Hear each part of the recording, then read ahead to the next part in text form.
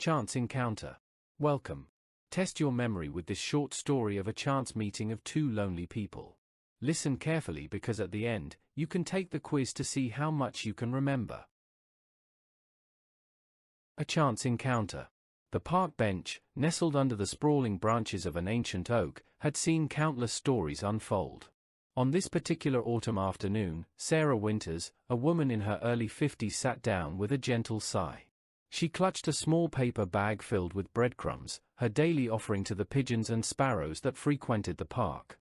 Feeding the birds had become a comforting ritual since her husband's passing 2 years prior. As an elementary school teacher for over 20 years, Sarah had always found joy in nurturing others. Her marriage to Robert had been the cornerstone of her life outside work. They'd met at a teachers' conference when they were both 28.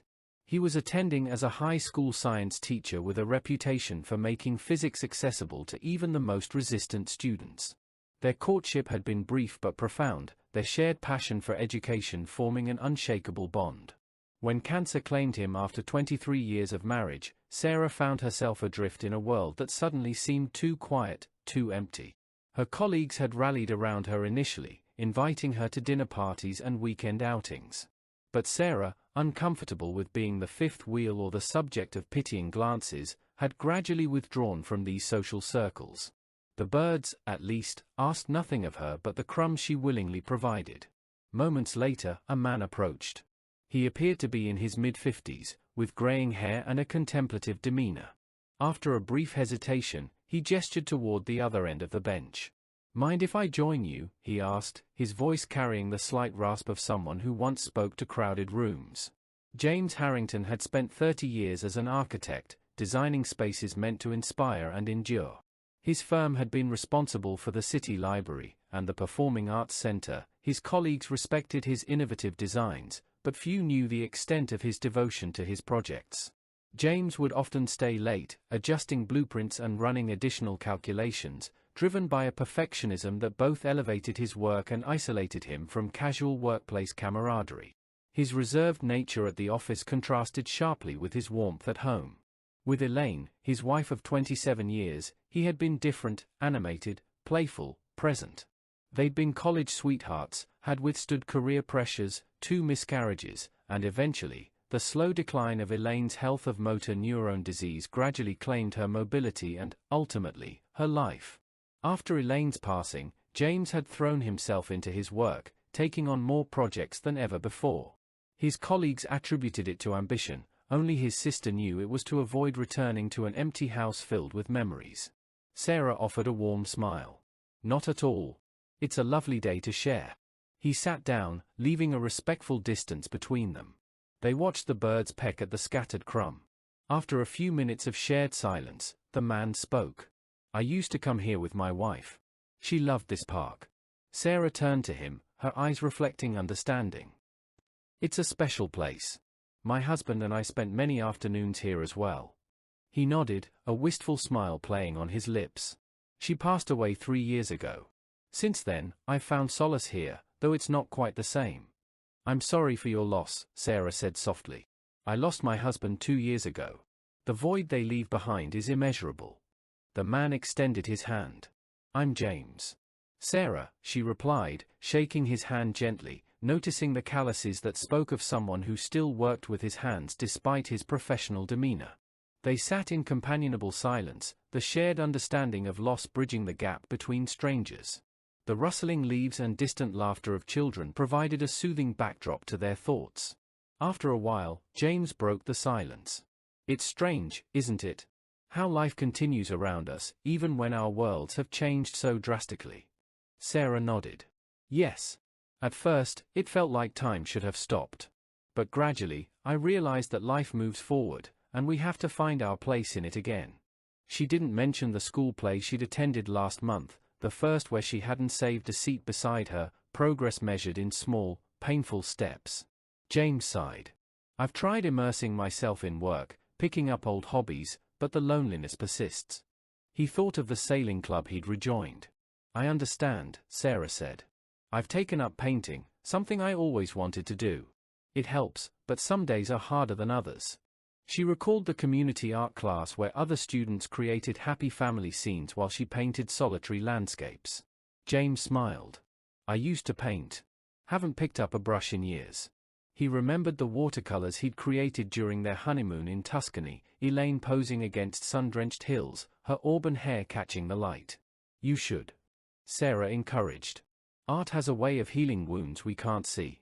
They continued to talk, sharing stories of their spouses, their careers, and the small triumphs and challenges of rebuilding a life after loss. As the sun began its descent, casting a golden hue over the park, James glanced at his watch. I should be going, he said reluctantly. But I've enjoyed this conversation more than I can express. Me too, Sarah replied. It's rare to find someone who truly understands. James hesitated, then reached into his pocket and pulled out a business card, embossed with the simple but elegant logo. Would you like to meet for coffee sometime? Perhaps we can continue our conversation. Sarah took the card, a genuine smile lighting up her face. I'd like that very much. As James stood to leave, he paused. You know, I believe our loved ones would want us to find happiness again. Sarah nodded.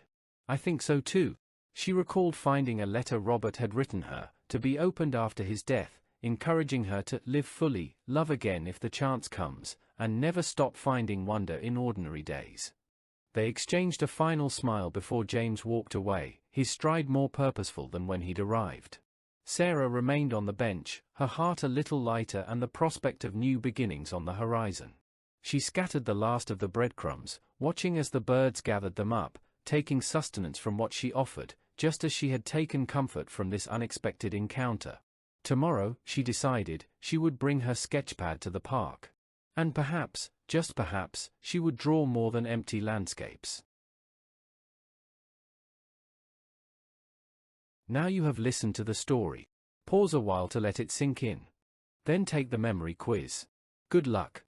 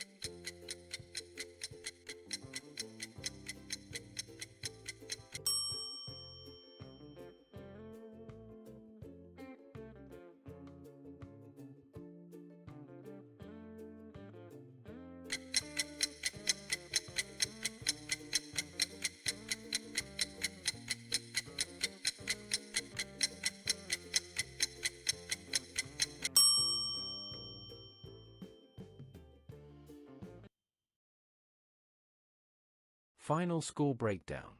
0 to 4 correct. Try listening again. 5 to 8 correct. Impressive. 9 to 12 excellent. Comment your score below, and tell us how you got on. Don't forget to like, share and subscribe for more quizzes. Thank you for staying to the end.